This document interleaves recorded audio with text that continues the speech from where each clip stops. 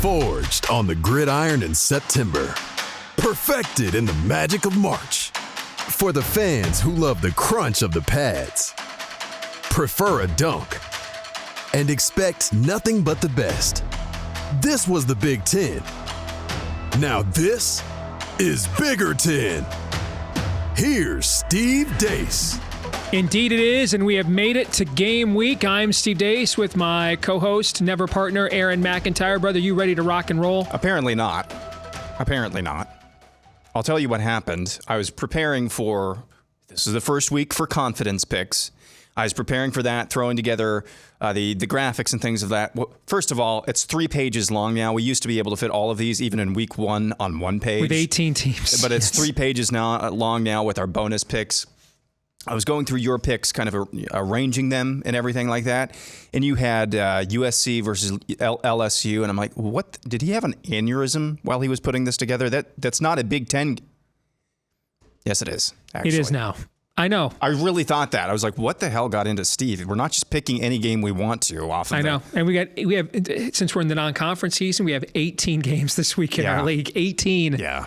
All right. But before we break down games, we've actually got to finish breaking down the Big Ten Network's camp tours. So 2 weeks ago, we did their first 9 schools that they visited, and I broke them down what stood out to me on each special on our Twitter feed or X feed at Bigger 10.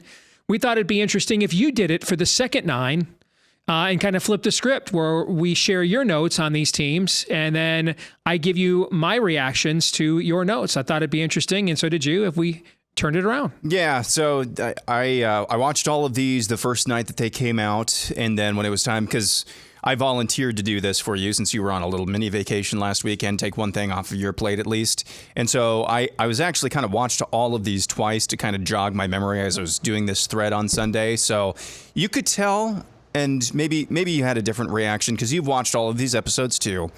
It seemed like as we got further and further into camp, and by the time it was over, teams were done with their camps. We were basically into normal practice.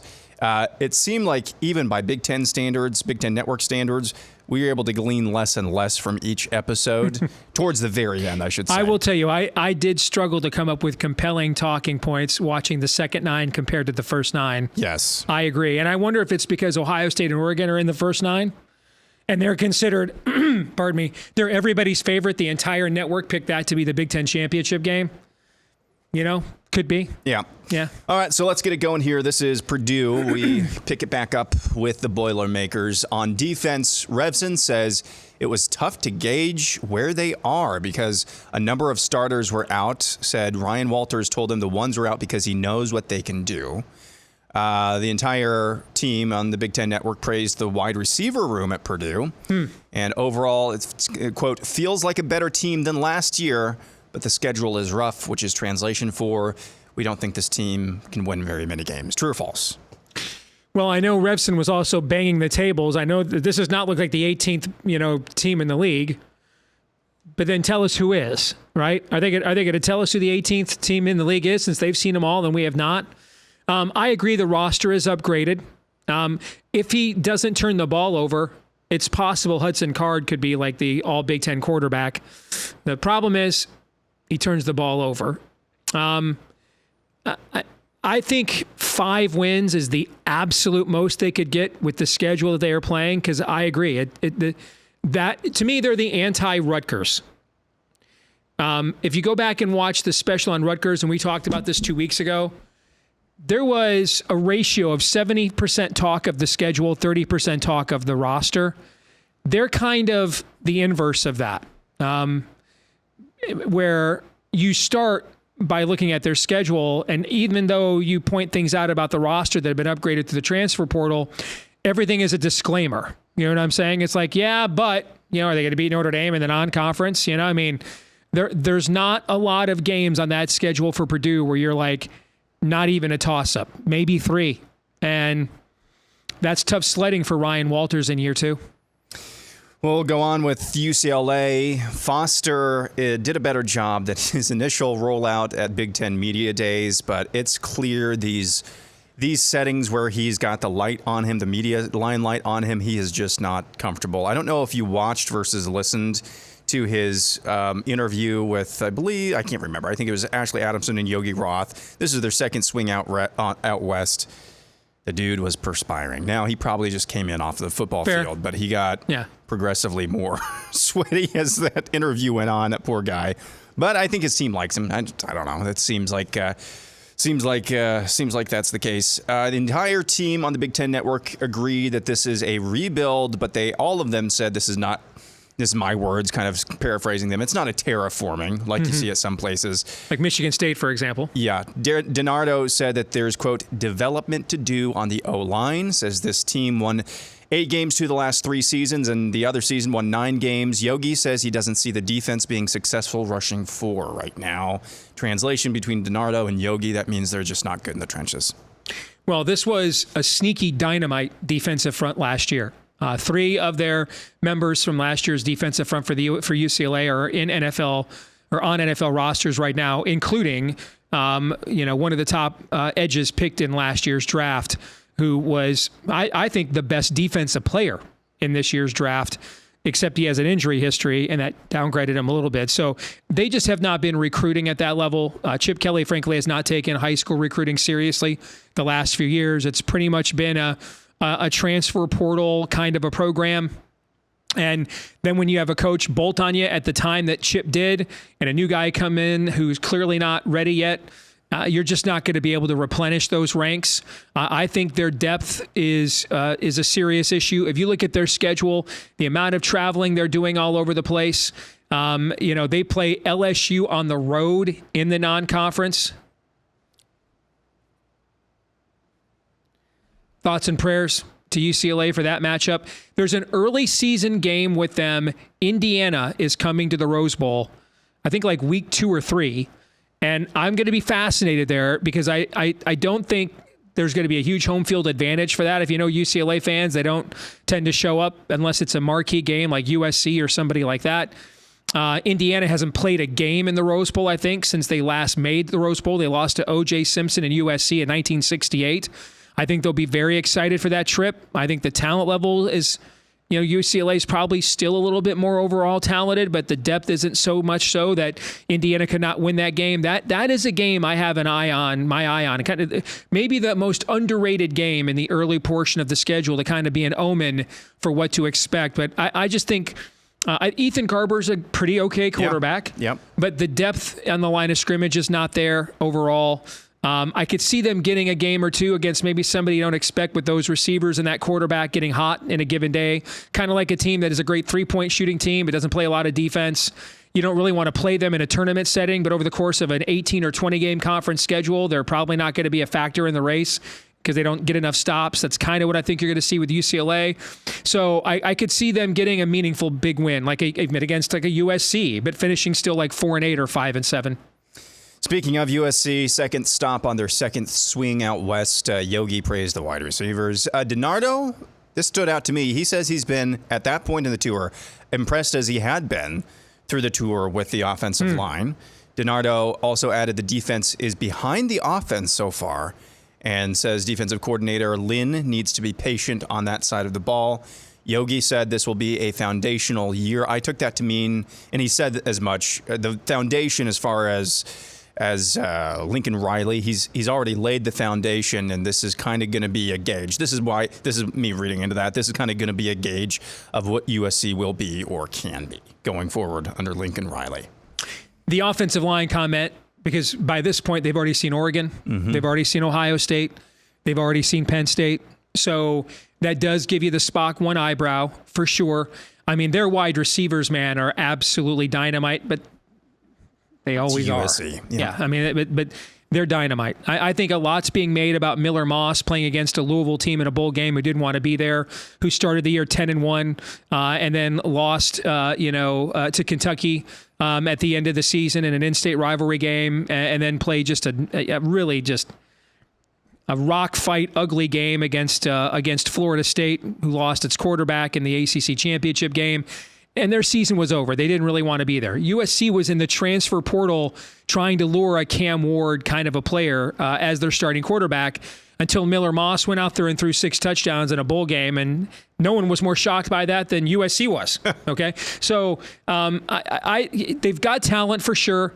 The offensive line thing I think is a good sign. Defensively, though, I would worry about that when you look at their early season schedule. Yeah. Aaron, they open against LSU. They have to go on the road to Michigan by the first month of the season.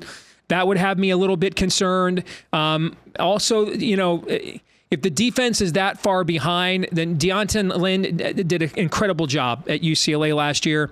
What DiNardo's telling you there is they've got some personnel issues beyond just tightening things from a schematic standpoint. So, because across the board, no matter where you are, what level of football you are, what's always true this time of year? Defense is ahead of the offense. Yeah. So that is a yo. Yep. Yeah. Yep. All right, back out east, we go to Nebraska.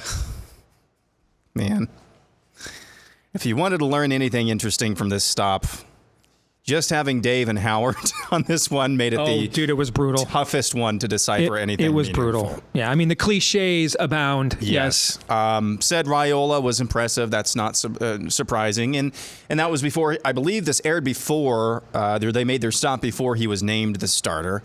Revson says there's a chart outside in their practice facility declaring who's turned the ball over and how frequently in camp.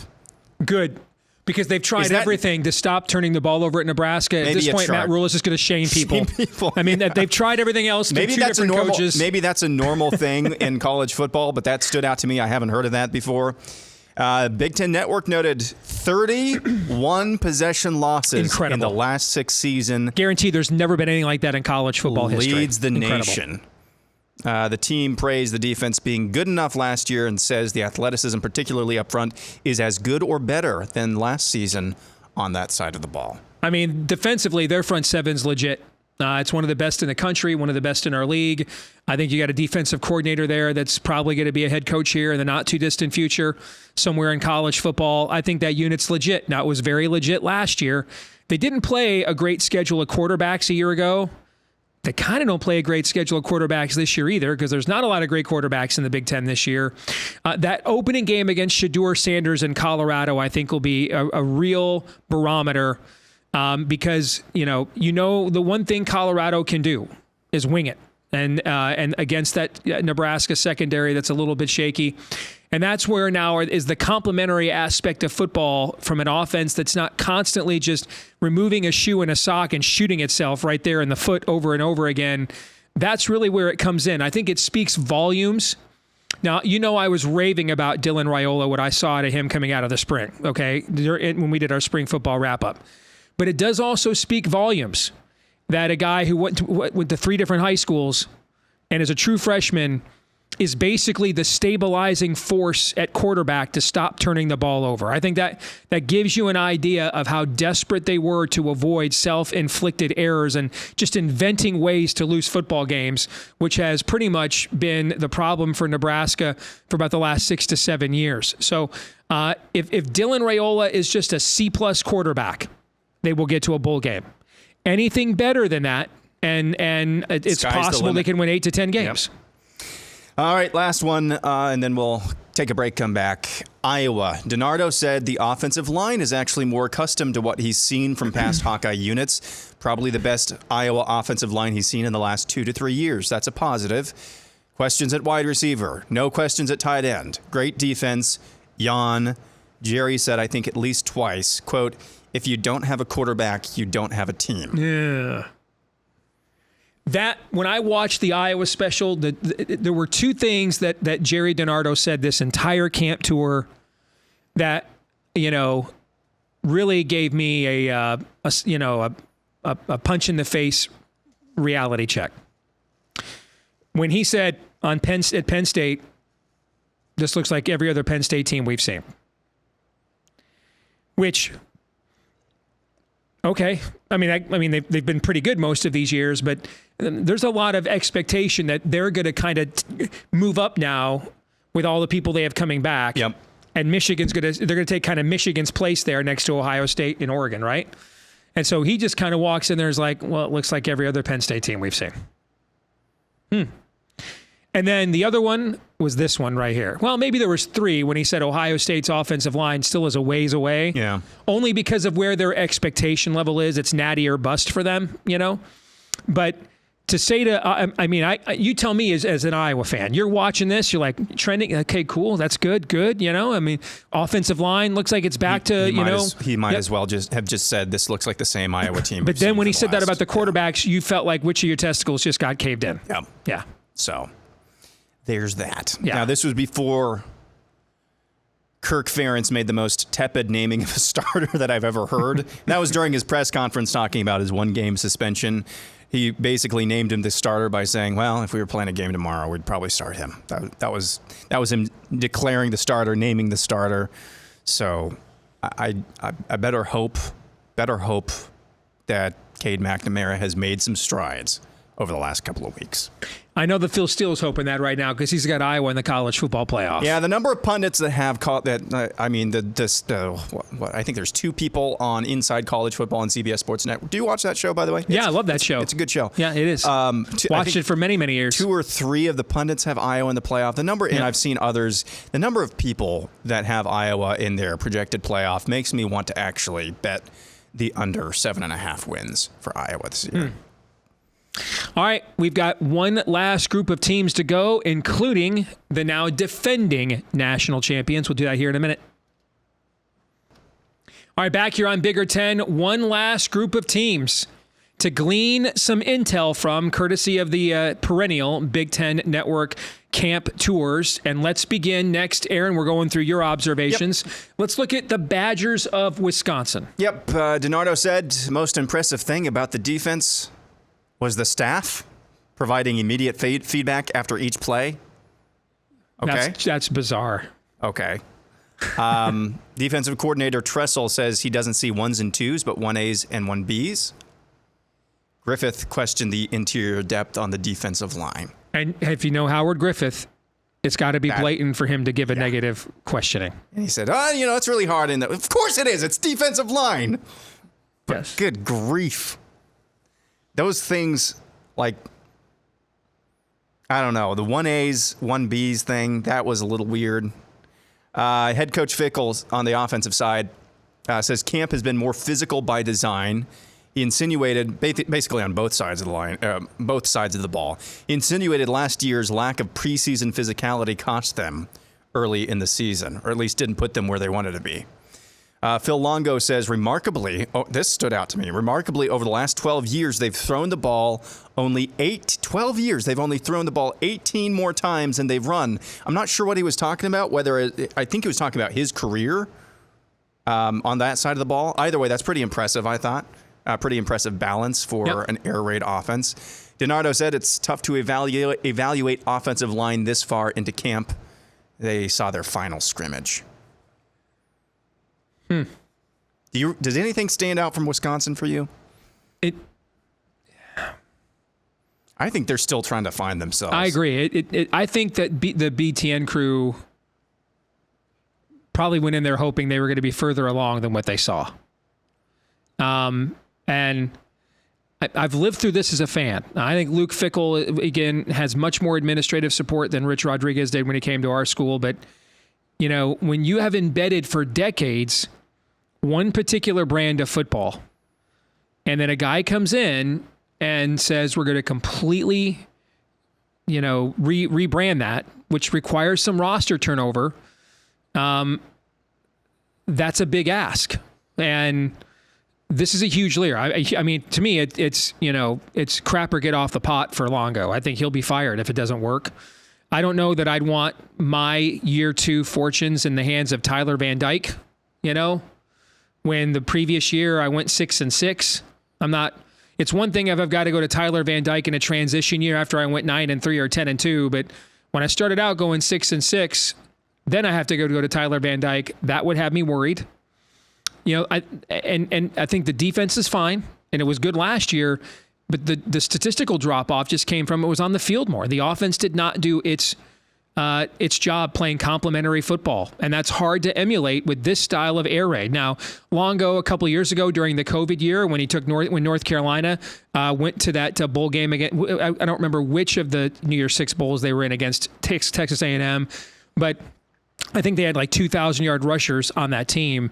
So he can have a lot of balance, that's for sure. But the level of the level of explosiveness that you have to be to run this kind of offense in our league, given the physicality at the line of scrimmage, that you are now going to subject your defense to being on the field more often on the other side. As a result, it's way more than in the ACC, Aaron, way more. Okay. And you have to really be explosive. You got to be scoring in the mid to high 30s every single week, because you can play really good defense and be giving up 24, 27 points every single week, which, for 30 years, Wisconsin's defensive coordinators were contemplating bridge jumps if they gave up 27 points in a week, okay, let alone weekly. But that's what's going to happen when you're not occupying as much of the clock as you did going back to when Barry Alvarez first installed that system.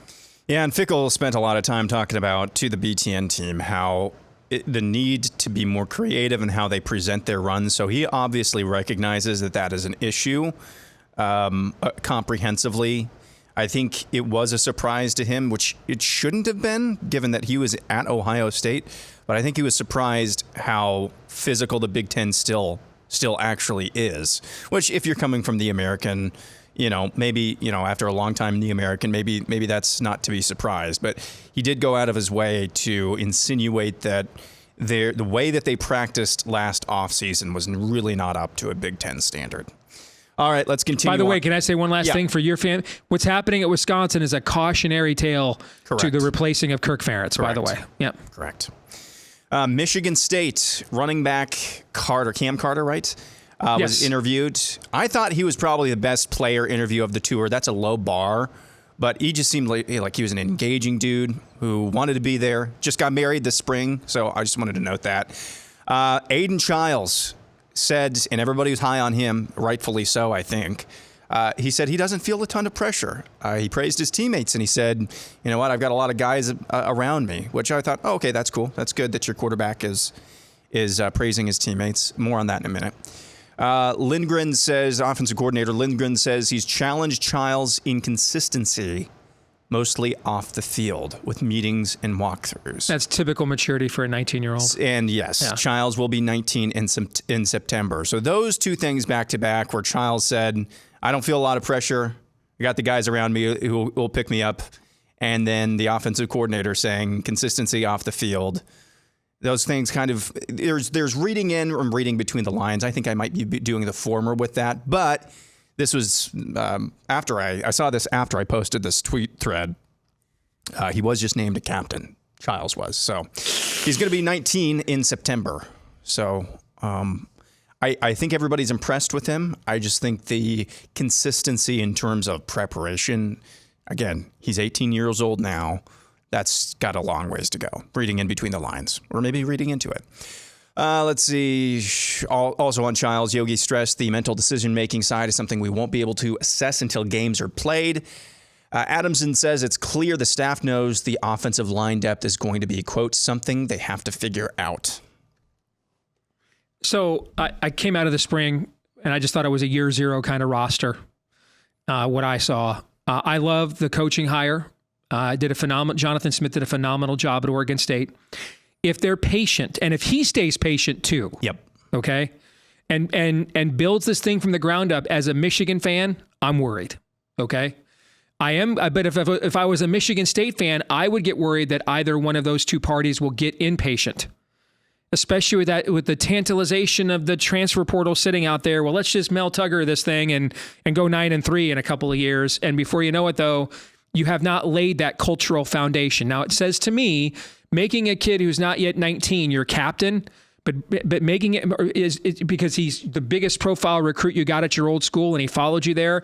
That says to me that you are going to be patient, and you're kind of sending that kind of a statement, And so this year is really about establishing a culture and competency and then doing something now that shows recruits you've stabilized this program so that, you can now bring in the kinds of high school players that you can develop and immerse into your culture over the next few years so that in year 3, you're contending for some kind of a bowl game.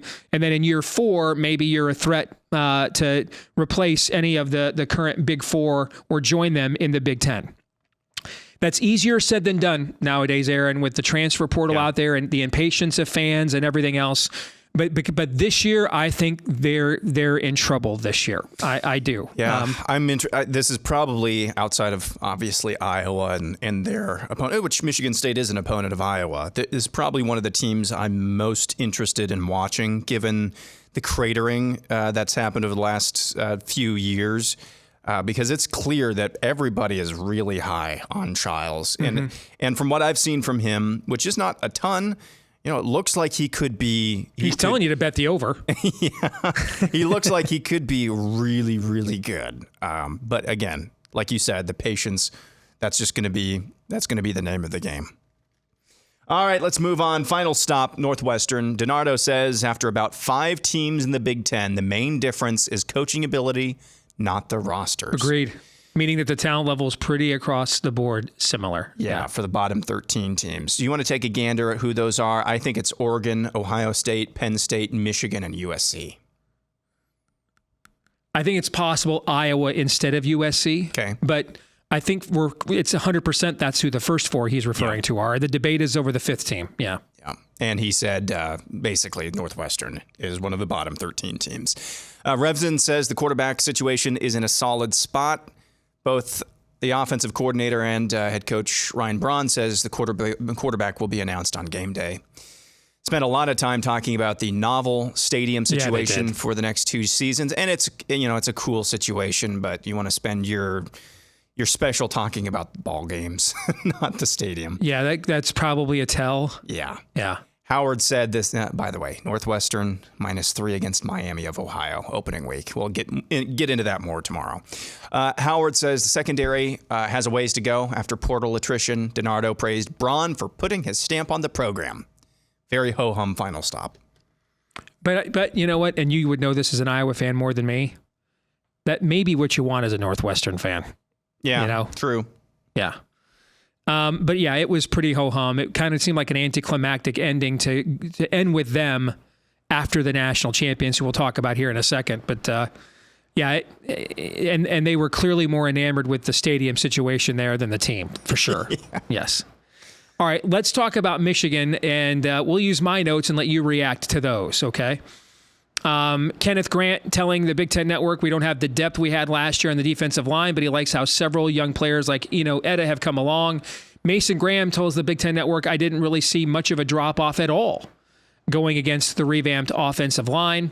Jake Buck, to me, seemed concerned about the quarterbacks, notes that they were struggling to mentally process and anticipate against Wink Martindale's defense. The entire BTN crew, though, was pretty high on the revamped offensive line. And to me, the way we play football, I'd much rather have a dominant offensive line and an okay quarterback than a dominant quarterback and an okay offensive line. So you've seen what that looks like. Yes. Denard Robinson. Yes, that warmed the cockles of my heart. Surprise, the Big Ten Network crew thinks Michigan defense is going to be pretty good. And the final thoughts, what stood out to me is the BTN crew noted the attitude of the team was more of one with an edge of being underestimated than aura, that was their word, of being a defending national champion. And then Jake Butt actually responded back to me when he saw my comments about his comments regarding the quarterbacks. Quote, I was not communicating concern, rather pointing out that what they are facing throughout camp and how they will have to adjust, that the battle is not about talent alone, but that playing Wink's defense requires the room to be mentally sharp, understanding where the pressure is coming from and how the pre-snap and post-snap picture will change. This is challenging because you cannot wait for the picture to reveal itself. You have to anticipate and throw before the windows are open and clean. I used an example of Will Johnson's interception that was thrown by neither Orji or Warren. Overall, there was back and forth competition by both units, which is what you would like to see during camps. This is one of the best defenses in the country. I doubt there's going to be any quarterbacks that will face this unit and have their best game. Okay, fine. Still, That was a little bit of a maybe a pulling of a punch. Still, I think the key observation here was the chip on the shoulder comment. That's what you want to see from this team, for sure. I would go even as far to say, from my vantage point from the outside looking in, the only thing that's going to be different about this Michigan team than last year, which won the national championship, is just depth. Now, depth is an important thing, but we're not talking about a rebuild at all here. You know, J.J. McCarthy didn't exactly, he got injured, feel sorry for him. He didn't exactly come into Minnesota and light things up. Not saying he was an overrated quarterback or anything, but as you alluded to earlier, you really don't need, if you have a good offensive line, a great offensive line, you really don't need a great quarterback either. So if I'm a Michigan fan, other than depth at places, I don't really see this team as that much different than the team that I just saw win a national championship about 8 months ago. So I'd be incredibly encouraged if I'm a Michigan fan going into this, especially with the added edge of having a chip on your shoulder and being picked, third in the Big Ten? So that's a good thing. Fourth? Yes. Really? Fourth. I didn't realize that. Yep. Fourth in the Big Ten? Yeah, picked behind Penn State. Yeah. Oh, come on. That's okay. Donovan Edwards was really cool to listen to. He might have been, other than Cam Carter, he might have been 1A, 1B best interviews, but just hearing his story, what he's doing off the field as well, that was really cool to hear. If you had to, let's wrap it up here. If you only watched the BTN camp tour reports and knew nothing else about these teams, pick your top 4 finishers in the Big Ten and which team you think is going to end up being worse than you thought. Like my top 4 would be Oregon number 1, actually. Yep. Mm-hmm. Ohio State number 2. Same. Michigan 3rd. Yep. Penn State 4th. Yep. That's how I would. So we have the same on that? Same exact order even? Yep. Okay. What is the team, and if I had to pick team that I think will be worse than I was thinking going in, it would actually be Indiana. Because I was pretty high on them at least getting to a bowl game with that new coach and the schedule. I can tell you that a lot of professional sports bettors are all over Indiana and the over. They have been on their podcast clamoring about it all summer long. But they sent Howard and Rever there, and those guys are a cliche a minute together, as we pointed out earlier on the show. And they were not overly enamored with what they saw. They actually thought the backup quarterback was better than Curtis Rourke, the Ohio transfer. Howard himself said that they are still very thin at several positions. So that's a team that I went out of there thinking after that report, if I just watched that report, I'd be thinking that's a team more likely to finish 16th in the league than 7-5. Yeah, I think it's the team we talked about this episode, which is Wisconsin. Again, we were deep into camp in fact, they saw the last scrimmage, which was the last day of camp. I believe that's how it typically works. So Wisconsin, I still think that they are trying to figure out how to put Luke Fickell's identity and that staff's identity on that team, which has been the same thing for the better part of the last 30 years. Mm-hmm. So I was expecting, a market improvement, whether that's 1 or 2 games this year, and I'm not sure if they're going to end up looking that much different this season than they did last year. That would be the one for me. All right, let's come back, wrap things up here in a minute. This week's X poll results. Everybody make your final call. Who wins the 2024 Big Ten Championship? 43% said Ohio State. The Michigan-Oregon results, pretty split though. And then the field coming in at 29%. Aaron, your thoughts on those results? Man, looks like you voted for Oregon. I voted for Oregon. That kind of surprises me. I think what would be more understandable would be like Ohio State 35, Oregon 25, Michigan 10, something like that. Is it possible, you were remarking at the top of the show when you saw me putting USC on our confidence picture, like, what are you doing? Is it possible, like, Oregon's fans they also have still not woken up to the fact they're in the Big Ten the other way yet, and they're supposed to troll these polls to represent their team? Right. You know what I'm trying to say? Yeah. No, that's true. But yeah, this is, especially Michigan finishing ahead of Oregon. I mean, yeah, I could see a Michigan-Oregon championship game pretty easily. They're going to see each other during the regular season too. But yeah, that was it was skewed in a way that I didn't really see coming. That brings us to our feedback of the week from Tom Johnson, who says Ohio State hasn't won anything of importance for 4 years now until they can beat Michigan, which I think they will this year. You can't pick them to win the Big Ten. Oregon is a much better team. Can't argue with that. Except Oregon's never even won a Big Ten game. That's true. You know, that's what I found fascinating about it. Well, Ohio State hasn't won anything. Oregon's not even won a game in the Big Ten. You know, but what I do think is interesting about Ohio State is this idea that talent was their issue.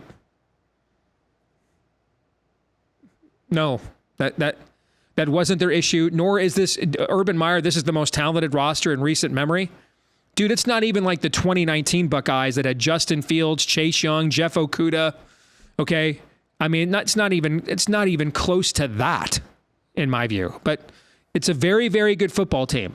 But there are things about them. I'm going to be those receivers. They're going to be getting far fewer targets and catches between Chip Kelly's run-heavy Michigan-like offense and the fact that the first month and a half of the year they have the schedule we had last year. They're winning every game by 40. So you're not going to be playing a lot of you're not going to play Emeka Egbuka in the third quarter, against Akron. I will be fascinated to see how these guys take to not getting the ball at the rate they're accustomed to. I will be very interested to see that. It might be great. I don't know, but it'll be interesting.